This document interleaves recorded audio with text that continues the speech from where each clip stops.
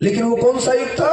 द्वापर युग। इसी जल की उत्पत्ति योग। ये कमल का फूल एक हाथ का कमल नाल कंथो डांड, और उस डांड पे खिला हुआ कमल का फूल है। ये कमल का फूल है नहीं? ये खुल गया, इसी पर बैठा हुआ ब्रह्मा।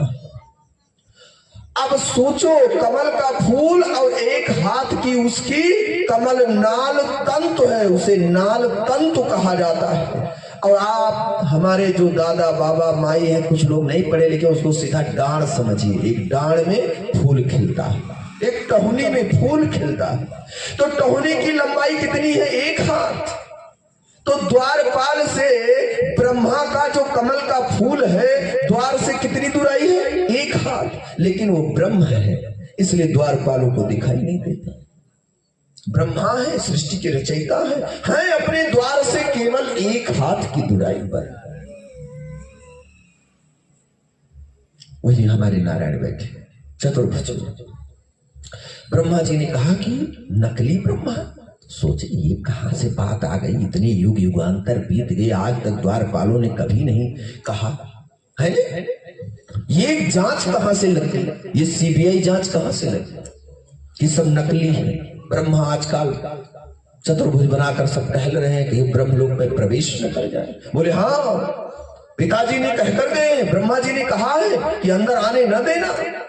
तो बोले एक बात कहूं द्वारपाल से। द्वारपाल ने कहा कहो। कहा 5 मिनट में यहां बैठ जाऊं पलथी लगा के, और फिर आंख बंद करके आपके ब्रह्मा का मैं दर्शन कर लूं, और फिर मैं चला जाऊंगा, आपका गेट नहीं खुलवाऊंगा। तो ब्रह्मा जी की बात को सुनकर द्वारपालों ने कहा ठीक है, कोई बात नहीं भाई, आप बैठ जाइए। 5 मिनट जैसे बैठा और ब्रह्मा जी ने समाधि लगा ली। आप लोग भी समाधि लगा लीजिए। बड़े सुंदर ढंग से, आंख न बंद करना। बड़े सुंदर ढंग से जैसे समाधि को लगाया, तैसे नारायण मेरे चतुर्भुज को छोड़कर 6 वर्ष के बालक बन गए। पैर पर पैर, कमरिया को टेढ़े किए, बांसुरी को लगाए, बजा रहे, और सिर बंधा हुआ, घुंघराले बाल, मुकुट बने हुए, मोर की पंखुड़ियां लगी हुई गोविंद की। ब्रह्मा जी ने देखा, कहा असली ब्रह्मा तुम, हम तो आपके ही बनाए, असली ब्रह्मा आप ही हो प्रभु। हमसे अपराध हो गया, हमसे अपराध हो गया। भगवान ने कहा तुमको परीक्षा लेनी थी तो इसी घड़ी लेनी थी, इसी घड़ी लेनी थी। जल्दी से सारी व्यवस्थाएं को देखो। अब ब्रह्मा जी ने कहा मेरी मैया इंतजार कर रही, गोपी गोपेंगनाएं सब रास्ते में खड़े हैं कि कन्हैया आ रहे होंगे गैया को लेकर, और ग्वाल बाल मेरे अगर किसी प्रकार का दुख हुआ। बोले प्रभु कोई दुख नहीं है। तो बोले इन सबको, बोले मेरी बस की नहीं है। तब बोले तो क्यों चुराए, क्यों चुराए जब तुम्हारे बस की नहीं? ब्रह्मा के हाथ में कुछ नहीं था, सिर्फ चोरी थी। क्यों?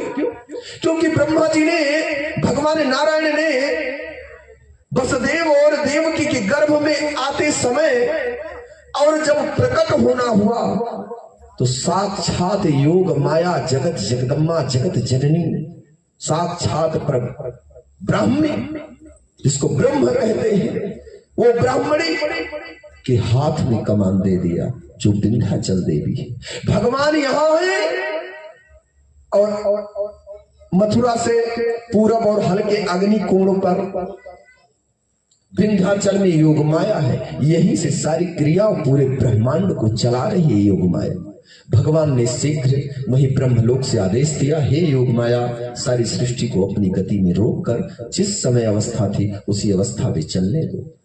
दोनों भार क्रिया कौन कर रहा है? आपके अंदर बैठा हुआ आपका आत्मा नारायण है, और जो सारा खान पीन क्रिया करना, धरना उठाना, बीबी बच्चा, संसार, घर द्वार, टाटी फरका, पशु पक्षी जीव आदि, लिखना पढ़ना, रुपया पैसा गिनना, उस चिंतन में डूब रहना, आना जाना, कीना न्योता हकारी, ये सब लक्ष्मी जी साक्षात है, तुम्हारा कुछ नहीं है।